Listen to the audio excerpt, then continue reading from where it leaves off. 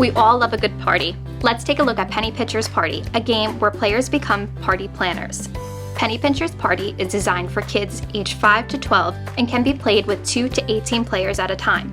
6 planning boards are included, but the game also works well in groups. The game is ideal for children who understand addition and subtraction with no reading skills required.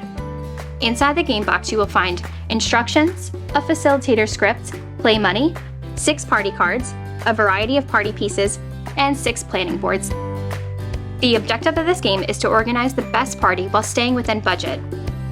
Each participant or team will receive $100 and a planning board to organize their event. The program facilitator oversees the party warehouse, showcases items, handles payments, and gives change as required.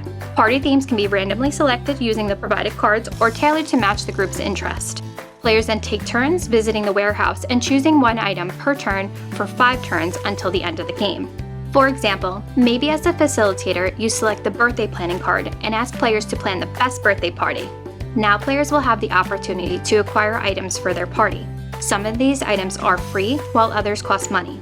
For example, players might like to purchase an elephant or a whole petting zoo, or they might choose to save money by playing music from their own device instead of hiring a DJ. The game concludes after 5 rounds or fewer. During the post-game debrief, players will have the chance to share their party details and explain their spending choices. While selecting a party champion is optional, feel free to choose one if you wish, or ask participants to choose their favorite party. Follow-up reflection questions are provided in the facilitator's guide. The instructions also include a number of variations or add-ons to keep things interesting, and to keep kids coming back to the library for more financial fun.